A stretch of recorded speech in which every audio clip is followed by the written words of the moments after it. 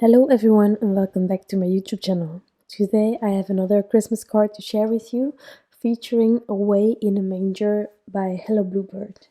This is an adorable stamp set that I have purchased at their sale while trying to get rid of inventory. It was one of those stamp sets that I have been doubting about to purchase it or not because it's so cute. Um, but yeah, will I use it enough or will I use it at all? And so with the sale, I just giving it was a perfect occasion to still buy it, and it was still available because also once it was gone, I probably guess you cannot get it anymore because they changed with the way they are going to do their store and such.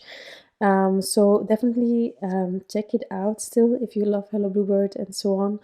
This is not sponsored, but I just know that currently there are some final pieces that are being featured also on the Facebook page by Hello Bluebird. The final remaining pieces. So if you still want to get something, I think once it's gone, it's gone.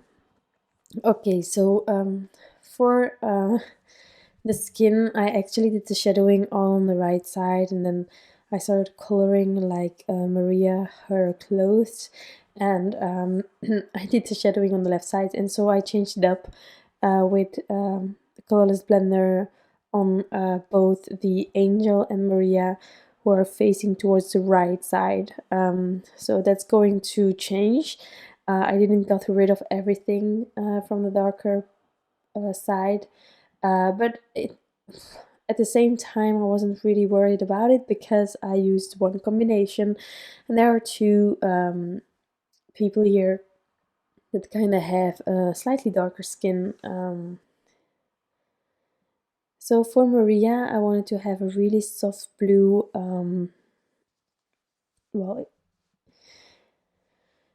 to color in her clothes, and so I started with this blue, and then I ended up adding B91. So we have B93, B91, and then I looked in my markers and I wanted a really soft blue one, and I grabbed the B60. I don't know if I have ever used it, but it's kind of a purpley blue, and so it actually gives something more to this combination, I think. So I'm doing a second layer to get the blend that I want. I am not having like a really deep contrasting darker marker and so on. It's not really what I'm aiming for either, because it's just this precious little scene that we are going to create. So that's why I kept it to this color. Now, if you want to revisit color combinations, you can always find them on my blog post.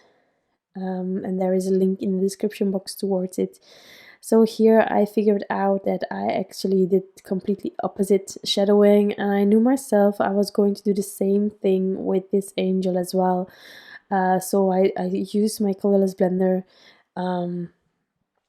I stamped these images out using dark chocolate ink by Gina Designs, and I don't know why necessarily, but whenever I use an excessive amount of colorless blender, it tends to run out a tiny bit, get like a reddish edge, and it's something that is kind of bothering me, but there is always a solution.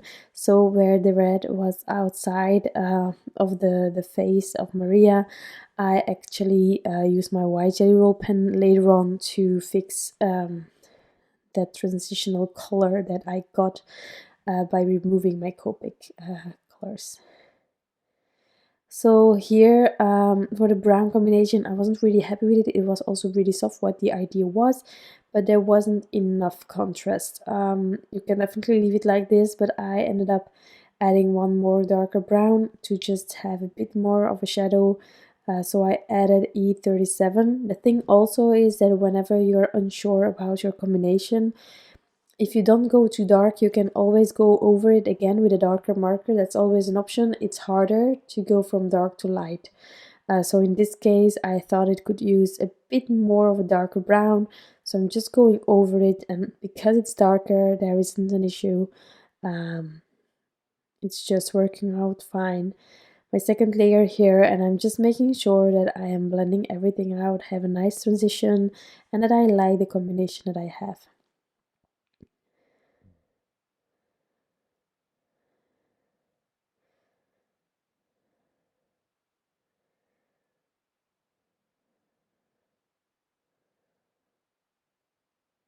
So like this, really slowly, I'm getting there, getting all of the blending done. And then I use this brown just to have a bit of a darker end result, like that. Here I'm fixing that reddish color that I seem to not get rid of with my colorless blender itself, so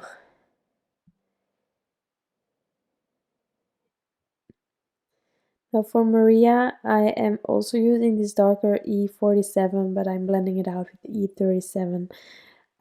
So there is a bit of shadowing here in the hair. And then we cannot forget the grip, that is also brown. I needed to still fix the face and just have my shadowing on the left side. But as you can see, it kind of turned out a bit darker. And I don't mind. I think it's really wonderful. This way I have two skin tones. It's the same combination though, but it's just, well, an extra layer, if you want to call it like that. And then the same will be for the angel. Also, if you see that your paper is kind of oversaturated by the amount of ink that you've added also while using the colorless blender, you can always heat set it, and otherwise you can always just let it dry before continuing. I don't have the patience for that, and I'm filming each time, so I tend to use my my heat gun to speed that up.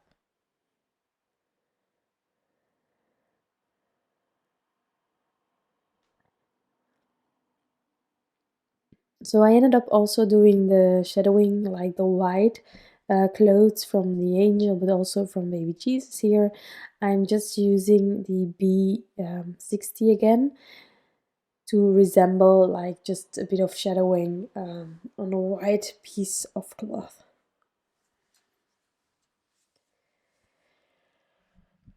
So the hair of the angels, I try to get them blonde hair, so I'm using E55, E53 and E51.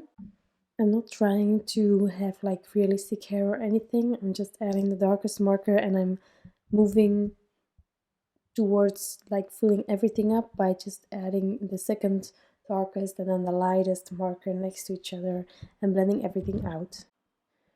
Also for the clothing of the angels, I decided to go with that B60, just having them like white clothes and just adding here a bit of shadowing. Therefore I'm just flicking towards a specific area and then letting it fade out into the white. If you don't like the flicking or the edge is a bit too rough, you can always use a colorless blender to soften the edges a bit. Normally I tend to add like a bit of shadowing on the wings of angels. This time I didn't do that because the clothing was already white and I didn't want to use another really soft marker for the wings.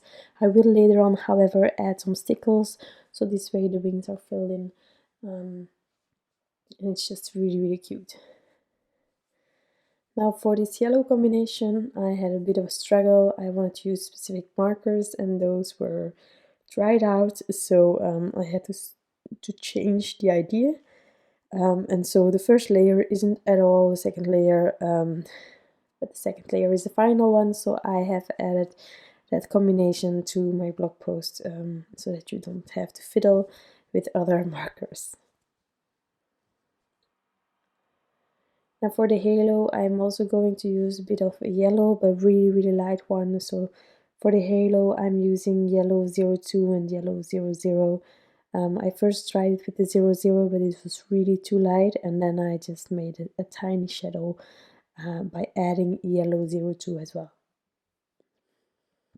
Next up is the donkey. It's the final image from my scenery that I have to color. Really simple coloring, warm gray marker. I'm using W7, W5 and W4. I'm also using W9 to have a bit of a darker combination for the hair, but I'm reusing all of the other combinations. You will see it in a bit. But here I'm just making sure that I blend everything out. Also the donkey, the shadows are on the left side because he's facing towards the right side. So that's a bit of my logic when it comes to shadowing, but the beginning I had like this other hati that didn't work. Anything goes really, it's just, these images are really cute and anything goes truly. So I wanted a darker gray, blackish color for the hair, so I just added the W9 as I said, and I'm blending out with the same combinations as I used for the body. So you don't have to each time reinvent combinations, you can just add one marker and it will already go a long way with another as another combination. Just the inners of the ears, and then I will take the matching dies to die cut all of these items, and then we will just figure it out how we will place everything on the card and make our background. Something that I also did before die cutting was adding white jelly roll pen details. Well, each time that I'm doing a voiceover, I'm like, I want to say I'm new to it and so, but well, still new, still not an expert, but I have been doing it a while now, a few times at least. So the past videos you will have seen me use my white jelly roll pen more to get some details on my images. I'm not going to show you everything because that will just take up the whole video, but I'm still featuring a bit. You can do so much. You can just use some dots, you can use some stripes, combination, and is there a logic? Not for me, I'm just adding until I'm done with it. So I don't know if you have a logic when it comes to adding white jelly roll pen details. I do notice that I most of the time add it to the darker areas where I use my darkest marker from the combination, because there the white will stand out more. I don't think it's the most logical area, but it is the most visible in my opinion, so I don't know. If you have tips, they are always welcome, of course. So once I was done with the white jelly roll pen details, adding, well, I'm just using the matching dies here, and then I had to figure out how to place everything. I think this scene, everyone knows it a bit, like Jesus is in front, and then Joseph, Maria, and then the angels are above, and then the donkeys behind. So I'm not doing anything new here. I'm placing them, I think, the most logical, or the way it has been done before in the most of the time. So I'm just placing everything in the end. I'm not using those two, those are not, well, I don't know the word in Dutch. Is aureole? No, not even. It's aureole is halo in English, so this I have no clue, but I'm not using them in the end. I could have, but I didn't.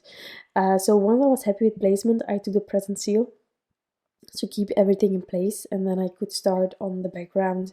And therefore, as you can see, I'm using the basic rectangles by my elephant. I'm going to die cut an A2 sized panel, and I am going to ink blend a tiny bit on it. Since I have that star, without the star, I wanted it to be really light and bright, the card, but since I colored in the star as well, and I really love it, I'm going to make a night sky scene, but a really simple one. I'm using my distress inks, I'm using Tumbled gloss, chipped sapphire, and black soot, and I'm just going to create a soft gradient and then let it fade out into the white area. I started with the Tumbled gloss because there was still some darker ink on my brush here, and this way I could get rid of the darker ink on the top, have the light Tumbled gloss on the bottom, and then I was going to add all of the other inks on top. This is not my normal way of ink blending. I tend to go dark. I don't add like a base coat of the lightest color. I normally don't do that, but in case you want to get rid of darker colors from the same color family that are in your brush, this is definitely a way.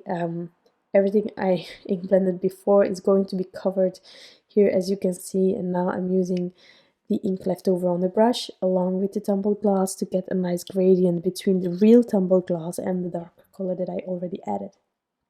I'm also going to add some black soot, and truly adding black soot is the game changer when you want to create a night sky. It just intensifies the combination so much more, and that's why I love it. So I'm adding the dark, well, the black here, and then I'm just going to get a nice gradient between the darker blue as well, like this. Now I'm also going to add some white splatters, some white gouache that I'm using. I actually sacrificed my tiny, how is it called, acrylic block, my tiniest one from Longphone, for my white gouache. This way I don't have to get rid of the excess, and truly my tiny tube of white gouache is almost done. It is actually also so old that it's kind of sticky now and it's not really useful, but on my tiny acrylic block I do have my white gouache, and I just reactivate each time again with some water. I also added some piece of paper on the bottom to avoid having any white gouache on the bottom, because I needed to stamp the sentiment over there. And whenever you have some white gouache in the area where you want to stamp, it can kind of be against the ink. And in this case, I needed my sentiment to really be visible. It's a quote, so I needed it to be complete and, easy to read. So I added it on the bottom so that I would have enough place to really add all of the critters, the scenery, and so on. So I stamped it multiple times to get a nice impression. Just FYI, I don't prep my stamps, so every time that I stamp sentiments, it might be that I have to multiple stamp it, but I am just too lazy to prep my stamps, and there is nothing wrong with the stamps. If you need to ink it up a few times, just make sure that you like the end result before removing your piece out of your MISTI or anything like that. That's also one of the reasons why I cannot stamp free-handed things. Well, I could, but the impression wouldn't be good. I need to often stamp it multiple times. So a MISTI is a lifesaver for me. So with the present seal, I had everything still in place. It was easy to adhere, and now I added the panel on top of a card base. I just embellished the wings from the fairies, the angels, I mean, and that's the only thing that I added because this scene is so precious. I didn't want to overdo it.